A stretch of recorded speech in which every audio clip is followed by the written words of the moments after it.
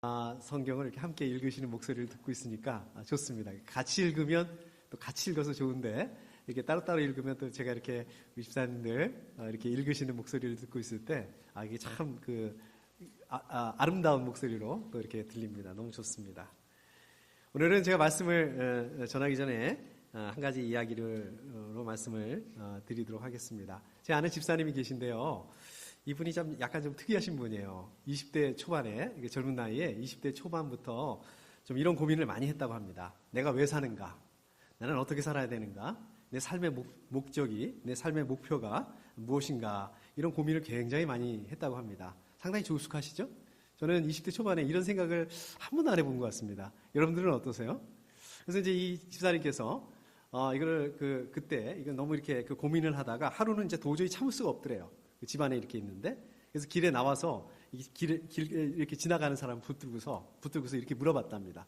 왜 사세요? 이렇게 물어봤답니다. 그랬더니 그 사람이 무슨 미친놈이 다 있어 이제 이런 표정을 짓고 이렇게 갔다고 합니다. 여러분들 삶의 목표, 여러분들 어떻게 이런 생각들을 많이 해보십니까? 내가 왜 사는가? 또 내가 어떻게 살아야 되는가? 내 삶의 목표가 어떤가? 어떻습니까? 사실 바쁘게 삽니다. 이렇게 하루하루를 우리 집사님들도 살아가시는 거 보면 굉장히 바쁘게 사시죠. 힘들게 살아갑니다. 어떨 때는 하루하루를 버틴다. 내가 버텨낸다. 라고 표현하는 게 더 맞을 정도로 바쁘고 좀 힘들게 살아가는데, 그런데 그는 와중에 이런 생각을 한다는 거는 이거는 저건 너무 사치스럽다. 나한테 바쁜 사람한테는. 또 어떤 경우에는 무슨 그런 쓸데없는 생각을 해. 그런 쓸데없는 시간 낭비를 해. 이렇게 생각할 수도 있고요. 또 어떨 때는 사실 저도 그런 생각이 들기도 하는데, 지금 내가 그런 거를 생각하기에는 나이가 좀 너무 많다라고 이렇게 생각을 하기도 하고 그렇습니다. 그런데 이런 것들을 굉장히 오랫동안 생각한 사람들이 있습니다. 고민한 사람들이 있습니다. 여러분 소크라테스 들어보셨죠? 너는 너 자신을 알라. 이 말로 굉장히 유명한 소크라테스라든지 플라톤이라든지 아리스토텔레스, 이런 사람들 우리 고대 철학자들이라고 하는데, 이 고대 철학자들이 바로 이 부분, 우리 삶이 무엇이냐, 또 삶의 목표가 뭐냐, 왜 사는가, 이 부분에 대해서 많이 고민을 하고 그 부분에 대해서 답을 내놨습니다. 혹시 뭔지 아세요? 우리 인생의 목표가 뭔지. 이 사람들이 뭐라고 얘기했는지 아십니까? 예, 행복이라고 이렇게 얘기를 했답니다. 더 정확하게 말하면 행복하게 되는 거. 그러니까 우리 인간들은 행복해지기 위해서 산다라는 거예요. 행복해지는 것을 목표로 놓고 이렇게 산다라는 것입니다. 어떠세요? 제 얘기 들어보니까 여러분들 동의하실 수 있습니까? 행복해지기 위해서 사세요? 행복해지는 게 좋습니까? 당연히 좋죠. 자, 그러면 행복이라는 게 뭐냐? 여러분들 언제 행복하십니까? 예를 들자면 제가 이제 한국 가기 전이었는데요. 한국 가기 전에 이제 우연히 드라마를 봤는데, 드라마를 보는데 거기서 그 주인공이 짜장면을 먹는데 그렇게 맛있게 먹더라고요. 그래서 어찌나 짜장면이 먹고 싶은지 이번에 제가 한국 가가지고 아는 집사님들을 만났는데 뭘 먹고 싶냐고 물어보더라고요. 짜장면 사달라고. 그래서 짜장면을 얻어 먹었습니다. 저만 한국 짜장면을 먹고 와서 죄송하게 생각을 하고 있습니다. 자, 다 좋습니다. 그럼 지금 얘기가 이렇게 되는 거네요. 짜장면을 먹으니까 행복하다. 그 다음에 아까도 말씀드렸듯이 우리 인생의 목표는 행복이다. 그럼 어떻게 되는 겁니까? 짜장면을 먹는 게 내 인생의 목표다. 3단원법으로 하면 이렇게 되는 건가요? 우리는 행복해지기 위해서는 짜장면을 먹어야 된다. 이렇게 되는 건가요? 짜장면집 사장님이라면 모를까? 이게 좀 말이 안 되죠? 좀 이게. 자, 그러면은 이게 우리 사람들의 삶의 목표, 우리가 어떻게 살아야 되는가, 행복해지기 위해서 살아야 되는가, 이게 과연 맞는 건가, 이런 생각을 한번 해보게 됩니다. 자, 그러면 행복이라는 게 뭘까요? 우리 영어로 하면 happiness입니다. 그리고 또 제가 한번 사전을 이렇게 찾아봤습니다. 사전을 찾아보니까 이렇게 되어 있습니다. 생활에서 충분한 만족과 기쁨을 느끼어 흐뭇함 또는 그러한 상태. 이게 충분한 만족이라고 했는데, 우리가 얼마나 만족해야지 충분히 만족할 수 있는 건가? 또 얼마나 기뻐야지 충분히 기쁠 수 있는 건가? 얼마나 만족해야지 만족될 수 있을까요? 한 로또에 당첨이 돼가지고 한 100만 불 정도 되면 우리가 만족할 수 있을까요? 그렇게 되면 이렇게 기쁠 수 있을까요? 아니면 저처럼 그냥 짜장면 한 그릇에도 이렇게 기쁘게 될 수가 있는 거 아니겠습니까? 그래서 아까 그 고대 그리스 철학자들은 그렇게 얘기를 했습니다. 이 행복이라는 거는 상대적인 거지 절대적인 게 아니다. 어떻게 이렇게 딱 이렇게 묶여 있는 게 아니다. 라고 이 사람들이 이렇게 얘기를 했다고 합니다. 자, 그러면 우리 성경에서는 뭐라고 말씀하고 있을까요? 성경에서는 우리의 인생의 목표를 과연 행복이라고 말씀하고 있을까요? 우리의 인생의 목표는 행복인데 과연 이 사람들이 얘기하는 것처럼 그렇게 상대적인 행복이다라고 이렇게 얘기를 할 수 있을까요? 자, 오늘 말씀에 보면 여러분들이 잘 아시는 말씀입니다. 또 여러분들이 읽으신 것처럼 삭개오에 대한 얘기입니다. 말씀입니다. 삭개오가 예수님 만났죠. 그래서 삭개오는 행복을 했는데 삭개오가 가졌던 예수님을 만나서 가졌던 행복, 그 행복도 상대적인 행복이다. 그래서 예수님을 만났을 때 당신은 굉장히 기뻤는데 시간이 지나고 나니까 그냥 또 이렇게 상대적으로 스르륵 없어지면서 아무것도 남지 않는 그런 행복이다라고 말씀하고 있는 겁니까? 한마디로 말씀드리자면 그렇지 않습니다. 아닙니다. 그러니까 오늘 말씀 결론부터 말씀드리자면 이 삭개오는 영원히 없어지지 않는 그러한 절대적인 행복을 가지게 됐다. 뭘 통해서요? 예수님을 만난 것을 통해서. 삭개오는 예수님을 만나는 것을 통해서 인생의 목표를 이루게 됐다. 오늘 말씀의 핵심, 오늘 말씀의 결론은 저는 바로 이거라고 생각을 합니다. 그래서 이거를 중심으로 해서 오늘 말씀을 같이 한번 나눠보도록 하겠습니다. 자, 오늘 말씀 1절에 보면 이제 그 예수님께서 여리고를 지나고 있었습니다. 예수님께서 왜 여리고를 지나고 계셨을까요? 지난다는 것은 어디로 간다는 거죠. 어디로 가고 있었을까요? 여리고가 최종 목적지는 아니라는 말씀입니다. 어디론가 지금 가고 있었습니다. 우리 누가복음 9장 51절에 보면 예수님께서 이제 예루살렘으로 가고 있는 것입니다. 예수님께서 예루살렘을 가고 있는데 왜 가십니까? 예루살렘으로 이제 십자가에 죽으시기 위해서, 십자가를 지시기 위해서 지금 그 예수님께서 가는 그 길이었습니다. 그러니까 오늘 이 삭개오의 말씀은 예수님의 그 사역의 전체적인 그런 그 시간의 흐름대에서 놓고 보게 된다면 이 삭개오의 말씀은 어디에 있는 겁니까? 예수님의 사역의 거의 막바지, 거의 마지막 부분에 있는 그 시간인 것입니다. 자, 아무튼 예수님께서 이제 여리고로 지나가신다는 그런 소문이 났습니다. 그랬더니 예수님을 보려고 사람들이 많이 몰려들었어요.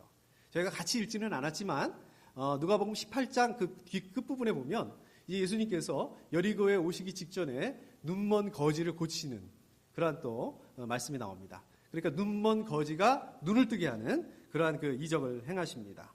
자, 원래 예수님 명성이 있으신 분이잖아요.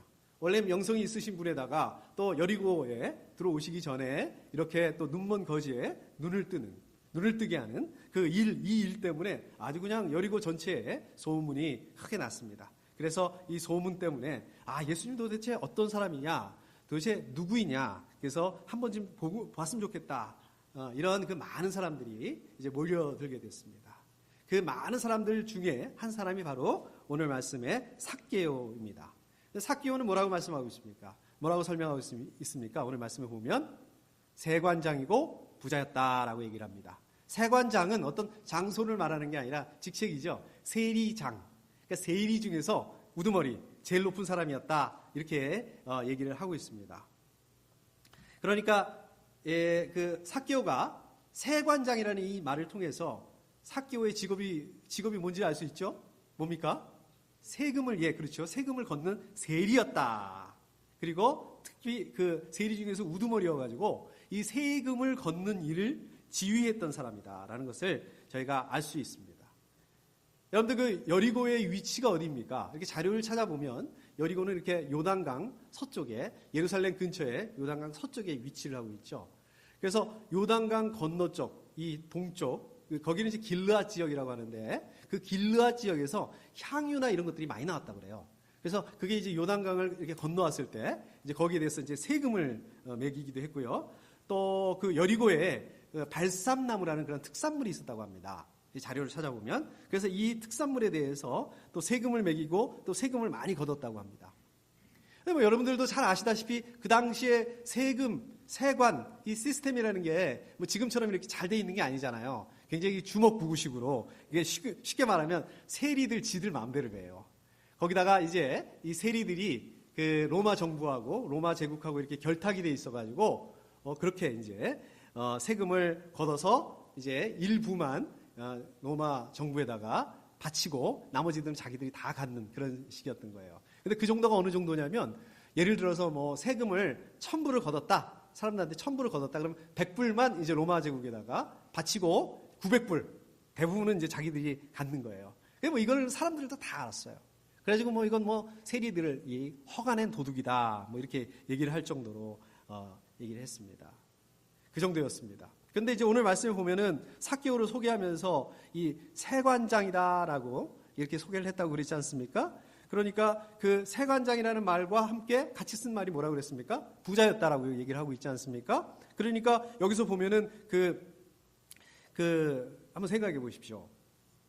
그냥 이렇게 보통 세리들도 이게 허가낸 도둑이다 할 정도로 그런데 이 세관장이면 뭐 이거 오죽했겠습니까? 뭐 악명이 어마어마했겠죠. 그래서 이 지금 그 삭개오가 가지고 있는 이 재산, 재물, 이 부의 원천이 바로 이런 부당한 착취였다. 이런 부당한 착취에서 온 거다. 그 뜻으로 이렇게 세관장이었다, 부자였다. 이렇게 같이 쓰고 있는 것을 저희가 볼 수가 있습니다. 자, 여러분 그 부자 하면 또 생각나는 사람이 있죠? 부자 하면 누가 생각이 나십니까? 네? 예, 부자 청년. 예, 바로 나오죠? 바로 그게 이제 여기 19장 전에 우리 18장, 18절에서 예수님을 찾아왔던 부자 청년이 나옵니다. 그렇죠? 우리 부자 젊은이. 우리 누가복음에는 부자 지도자라고 돼 있어요. 제가 이렇게 찾아보니까. 그래서 우리 성경 공부 때도 공부를 했지만 우리 마태복음에는 어떻게 돼 있습니까? 부자 젊은이 얘기가 나오고 그다음에 무슨 얘기 나옵니까? 그 뒤에 삭개오 얘기가 안 나와요. 마태복음에서는 나오는 얘기가 포도원의 비유에 대해서 나옵니다. 또 우리 누가복음에는 어떻게 됩니까?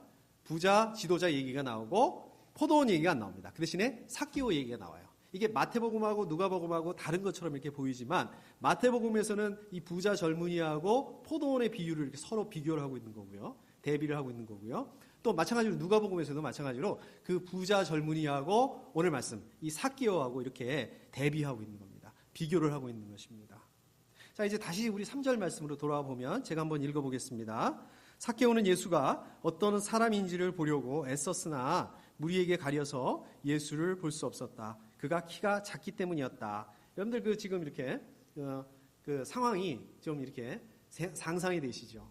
삭개오가 왜 예수님을 그렇게 만나려고 했는지는 뭐 정확하게 알 수가 없습니다. 분명하지 않습니다. 설명하고 있지 않습니다. 그런데 호기심에서 아마 그랬었던 것 같아요.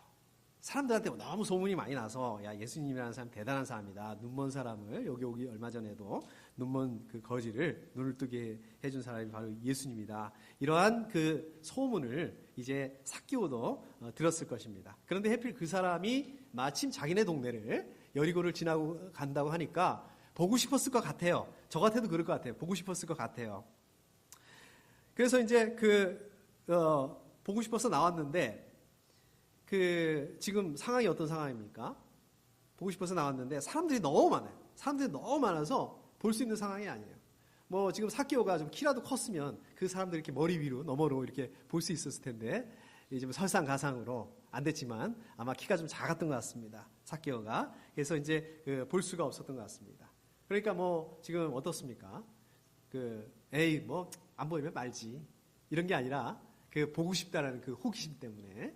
사실 삭개오가 예수님에 대한 그런 어떤 믿음이 있었다라기보다는 또 예수님을 내가 꼭 봐야겠다, 내가 꼭 만나야겠다, 이제 이런 것보다는 호기심에서 시작을 했는데 사람들 때문에 볼 수 없었음에도 불구하고 포기하지 않고 이제 예수님을 봐야겠다는 그런 오기 같은 게 아마 발동을 했던 것 같아요. 그래서 어떻게 됐습니까? 이제 예수님이 이렇게 지나가실 만한 그 길의 옆에 있는 그 뽕나무로 달려가죠. 뽕나무로 달려가서 그 뽕나무 위로 이렇게 올라갑니다. 자, 그런데 여러분들 한번 생각을 한번 해보십시오. 삭개오가 세관장이라고 그랬잖아요. 세관장은 세리들 중에서도 우두머리라고 그랬지 않습니까? 그럼 세관장 정도 되면 뭐 아무리 물론 사람들은 무시하고 또 이렇게 욕을 한다 그래도 자기 그 부하들이 있었을 거예요. 또 돈이 또 많았으니까 뭐 자기 또 종들도 많이 거느리고 있었을 거예요. 한마디로 좀 보는 눈이 많았을 거란 말입니다. 보는 눈이 많은데 또 그 체면상 그렇게 그 뽕나무에 올라갔다. 이거는 사실 조금 이렇게 쉬운 일은 아닙니다. 또 정확하게 나이를 알 수 없지만 나이도 어느 정도 있었을 것 같아요. 거기 올라갔다 괜히 떨어지면 이거 크게 다칠 수도 있잖아요. 그럼에도 불구하고 지금 올라갔다는 것입니다. 예수님을 보기 위해서 직접 보기 위해서 이렇게 뽕나무로 올라갔다. 우리가 이걸 믿음이다라고 얘기할 수는 없지만 이걸 그냥 호기심이다라고 얘기할 수 있지만 그럼에도 불구하고 삭개오가 그 뽕나무로 올라가기로 결정한 거 이거는 쉬운 결정은 아니었다. 이거는 삭개오에게 그래도 용기와 결단이 필요했을 거다. 우리가 이렇게 생각을 해볼 수가 있습니다. 자, 아무튼 그렇게 이제 삭개오가 뽕나무 위에 올라갔는데 예수님께서 그 삭개오를 보셨어요. 뭐라고 얘기합니까? 우리 5절에 보니까 삭개오야 어서 내려오너라. 오늘은 내가 내 집에서 묵어야 하겠다. 네네. 사람들이 많았다고 그랬잖아요. 많은 사람들이 있었는데 그 중에서 예수님께서 누구한테 집중하고 있는 것입니까? 삭개오에게 집중하고 있어요. 그리고 삭개오를 꼭 집어가지고 말씀하고 있습니다.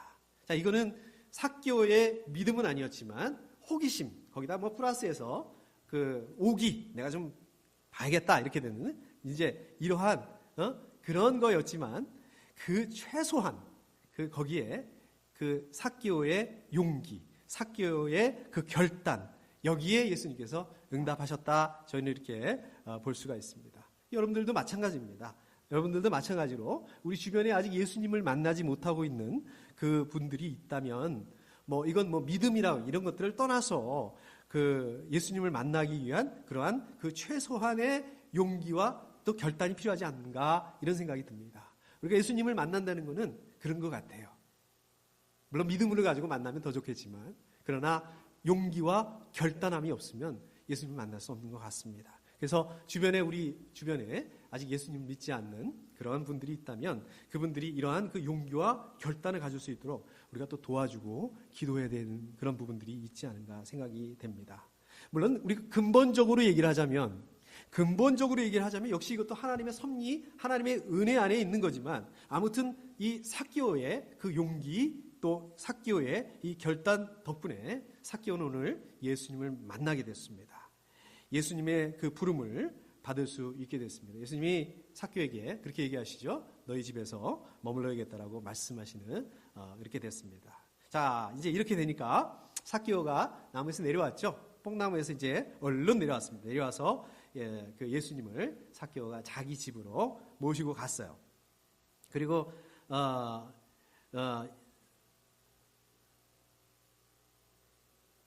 모시고 왔습니다. 근데 이렇게 가만히 생각을 해보면 아까도 말씀드린 것처럼 이 세리도 욕을 먹는데 세리 중에서 세리장이었잖아요. 이게 얼마나 이게 사람들한테 욕을 많이 먹겠습니까? 얼마나 원성을 많이 들었겠습니까? 그러니까 사람들하고 어울릴 수가 없었겠죠. 사람들이 어울리려고 하지 않았을 것 같아요. 또 이 사람들 속으로 이 삭개오가 들어갈 수가 없었을 것 같아요. 그러니까 삭개오가 다른 사람 집에 이렇게 놀러 간다든지 또 다른 사람들이 이렇게 삭개오의 집에 온다든지 이런 경우가 별로 없었을 것 같아요. 그러니까 예수님께서 이렇게 또 그런 와중에 이제 예수님께서 자, 오시겠다고 이렇게 하는 것입니다. 그게 놀라운 일이에요. 우리는 사실 그 부분에 대해서 느낄 수가 좀 적을 수가 있겠지만 사실 이 일은 굉장히 삭개오에게 큰 일이었을 것이다. 거기다가 삭개오도 어떻습니까? 자기가 생각해봐도 이거는 좀 정정당당하지 못하다.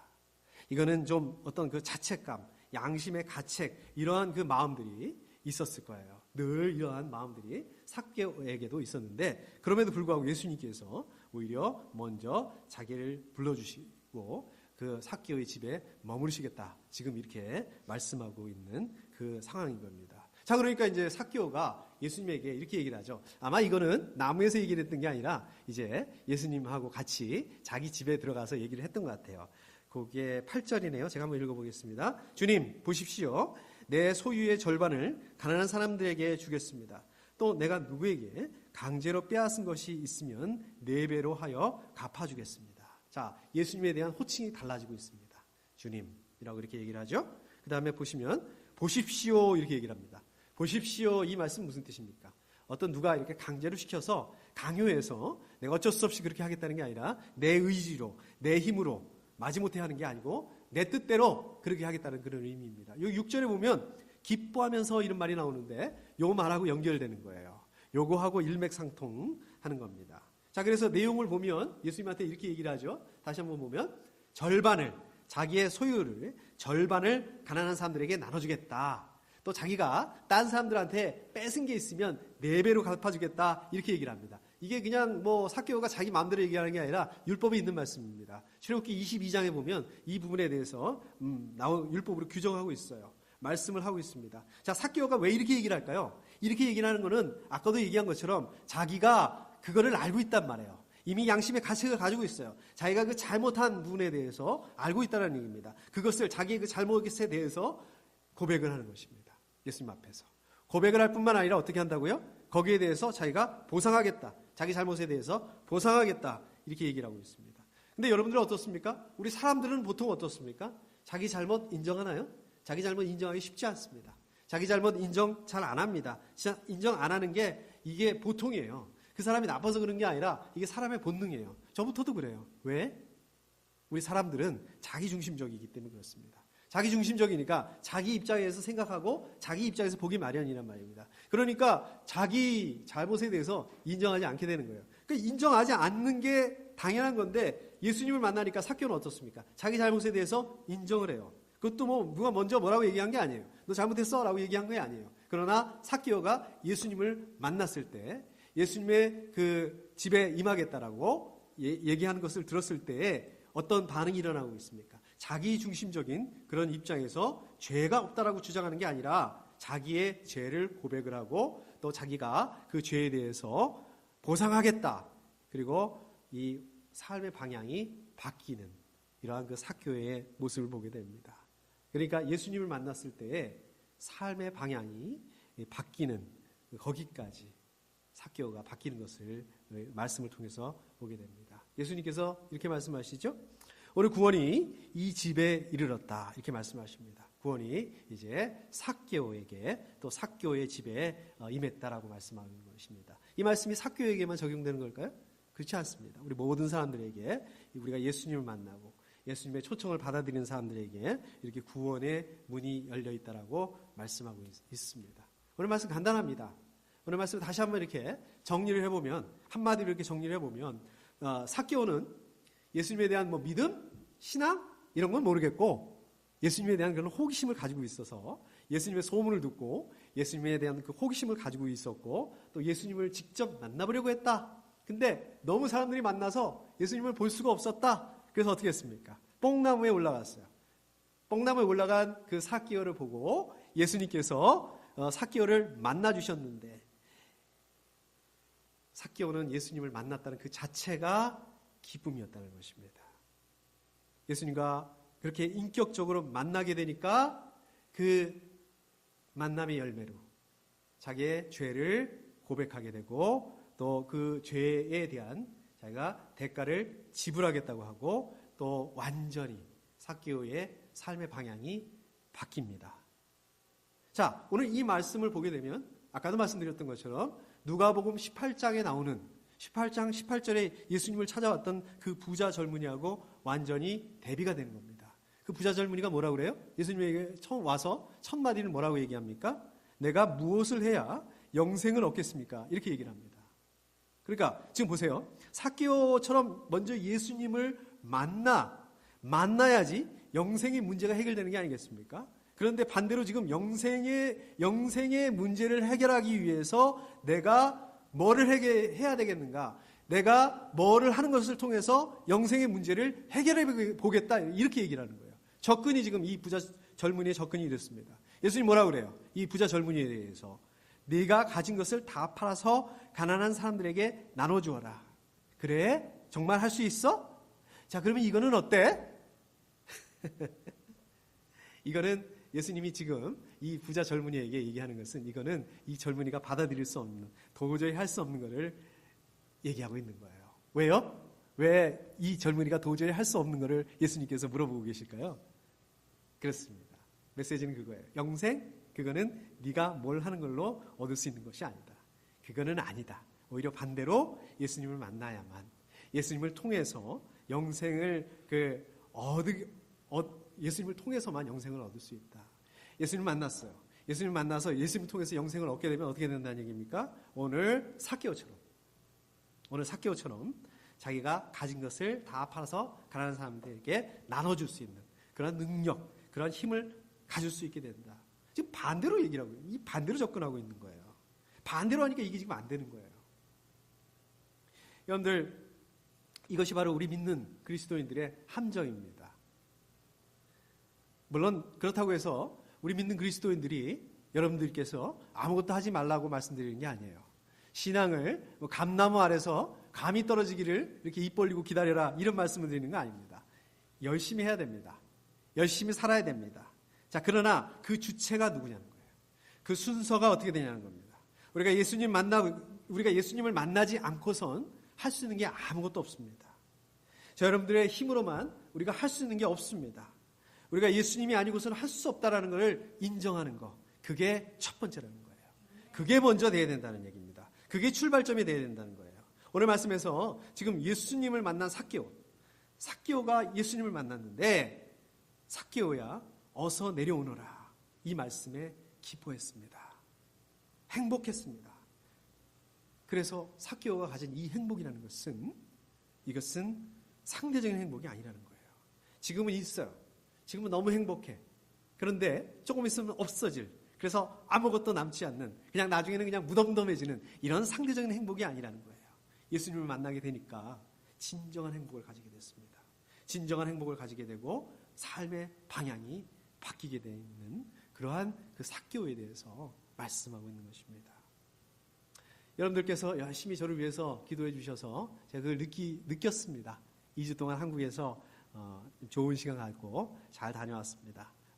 여러 번 나눴지만 지난번에 그 용종이 있다는 걸 알게 됐는데, 시간을 너무 지난번에 이렇게 짧게 자꾸 가는 바람에 그 용종을 제거할 수가 없었습니다. 그래서 늘 이렇게 있으면서도 숙제 안 하고 이렇게 놔두고 있는 것처럼 좀 그러한 그 마음이 있었는데, 이번에 제거를 해서 얼마나 감사한지 모르겠습니다. 또 이렇게 결과도 잘 나와서 악성이 아니다, 암이 아니다, 이렇게 그런 그 결과를 받았습니다. 기도해 주셔서 감사합니다. 사실은 제가 정확하게 잘 나누지 않았는데, 지난 주간에 저희 아버지가 좀 그 입원을 하고 어려운 고비가 있었습니다. 그 담당하는 의사 선생님께서 마음의 준비를 해야 되겠다, 이렇게 얘기를 하셔서 굉장히 좀 긴장하고 그랬습니다. 사실 늘 마음의 준비를 하고 있죠. 아무래도 저희 아버지가 암이기 때문에 늘 마음의 준비를 하고 있는데, 막상 그 얘기를 들으니까 좀 받아들이기가 참 쉽지가 않았습니다. 몇 개월 전부터 저희 아버지도 이제 교회도 나가시고 또 신앙생활을 하시지만, 또 의사 선생님한테 제가 그런 얘기를 듣고 보니까 아버지에게 좀 이렇게 너무 늦기 전에 좀 구원의 문제를 좀 점검하고 또 복음도 다시 한번 전해야 되겠다, 이렇게 생각을 하고 제가 말씀을 나눴습니다.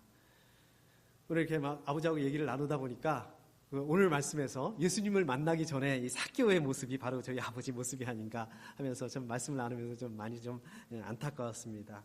가만히 생각을 해보니까 제가 그 18장, 누가복음 18장에 나오는 이 부자 젊은이의 그런 신앙을 가지고 있다면, 아니면 우리 그 포도원의 비유에서 보면 아침 일찍부터 나와서 일한 그 일꾼, 그런 입장이라면, 저희 아버지는 그 포도원의 비유에서 보면 해가 다 질 때까지 일거리가 없어서 빈둥거리고 있고, 그래서 그 포도원 주인이 좀 그 긍휼을 베풀어서 좀 같이 일하고 가자고 데려간 일꾼, 아니면 그 인생의 마지막 부분에 이제 예수님께서 거의 십자가를 지시기 위해서 사역의 거의 끝부분에 만났던 그 삭개오, 그런 분이 아닌가, 저희 아버지가 그런 생각이 좀 들었습니다. 이거는 예수님에 대한 그런 믿음도 없고 또 확신도 없고, 그나마 삭개오는 호기심은 있었는데 저희 아버지는 호기심도 없다, 이제 이런 이 모습이 저희 아버지의 그 솔직한 모습이 아닌가 생각을 좀 하게 됐습니다. 그래도 이렇게 얘기를 들어보니까 주일 예배에는 잘 참석을 하고 계시고, 또 성경 공부도 이렇게 잘 참석을 한다라는 그 얘기를 들으면서 제 안에 또 이런 그 마음이 생기기는 했습니다. 어쩌면 얼마 남지 않은 그 시간에 거기서 예수님께서 또 우리 아버지를 만나 주실 수 있다라는 생각이 들었습니다. 사실 그 삭개오가 그 예수님을 만났다기보다는 엄밀히 말하면 예수님께서 삭개오를 만나 주신 것처럼 또 예수님께서 우리 아버지를 누구누구야 어서 내려오너라 왜 거기 그러고 있니 이런 그 생각이 좀 들기도 했습니다. 이 포도원에 처음 나온 일꾼이나 아니면 맨 끝 무렵에 와서 일한 일꾼이나 또 율법을 잘 지켰다고 이렇게 주장하는 누가복음 18장에 그러한 그 부자 젊은이나 또 오늘 말씀의 이 삭개오나 또 저희 아버지나 사실 따지고 보면 50호 100호 아니겠습니까? 자격이 없는 것은 마찬가지입니다. 우리가 하나님의 은혜가 아니고서는 아무것도 할 수 없습니다. 그냥 만나주셨기 때문에 사실 그렇거든요. 저도 그렇고 여러분들도 그렇고 하나님께서 만나주시고 예수님께서 만나주셨기 때문에 우리가 이렇게 구원의 자리에 또 영생의 자리에 있게 되는 것입니다. 여러분들은 어떻습니까? 여러분들은 행복하세요? 아까 모두에 말씀드린 것처럼 여러분들은 행복하십니까? 여러분들은 기쁘세요? 여러분들도 그 누가복음 18장에 그 부자 젊은이처럼 행복하기 위해서 나는 좀 이거를 좀 가지면 정말 좋을 것 같아. 나는 좀 이거를 가지면 기쁠 것 같아. 행복할 것 같아. 이것도 해보고 저것도 해보고 내가 좀 직접 그거를 좀 얻어보겠다고 최선을 다하시고 또 노력을 하십니까? 어떻습니까? 우리가 그렇게 해서 가지게 된 행복이 있습니다.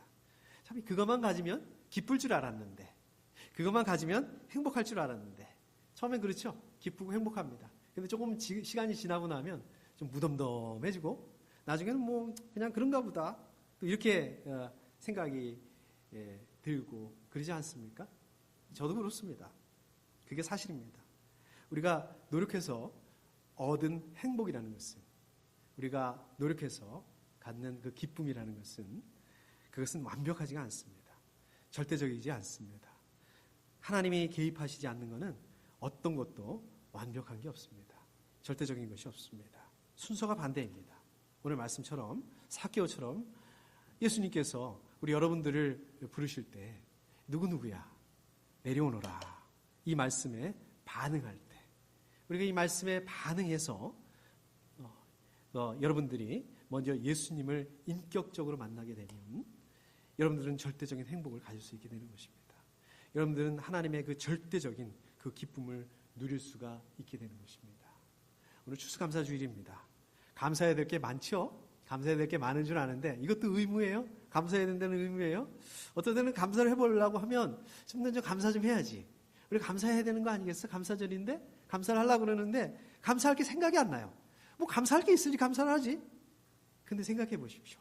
또 어떨 때는 야 이것도 감사하고 이것도 감사하고 우리 아버지는 그 참 숨 쉬는 것도 힘들어 하시는데 어떨 때는 나는 이렇게 숨도 잘 쉴 수 있구나. 우리 아버지는 혈압이 떨어져서 문제인데 나는 혈압도 이렇게 높구나. 너무 감사할 게 너무 많아요. 생각해 보면 너무 많습니다. 근데 어떨 때 그러지 아세요? 어떨 때 이렇게 감사할 게 많이 생각나는지 아십니까? 우리가 하나님 앞에 있을 때 우리가 예수 그리스도를 인격적으로 만나고 있을 때 그렇습니다. 감사거리들이 생각이 나는 것입니다. 더 구체적으로 언제요? 어떻게 하는 게 우리가 하나님 앞에 있는 건데 우리가 더 구체적으로 어떻게 하는 게 예수님을 인격적으로 만나고 있는 건데 그때가 언제인데 기도하실 때. 그러니까 기도하셔야 돼요. 하나님의 말씀을 읽을 때 말씀을 묵상할 때 말씀 안에 있을 때 그렇습니다. 우리 안에 감사가 넘치게 되는 것입니다. 여러분 다른 데서 찾으려고 하지 마세요. 로또를 살려고 하지 마세요. 그럴 필요 없습니다. 이번 주간 추수감사 주간입니다. 이번 주간 한 주간도 하나님 안에서 예수 그리스도를 인격적으로 만남으로 말미암아 감사와 기쁨이 풍성하게 넘칠 수 있기를 축복합니다. 우리 함께 기도하겠습니다.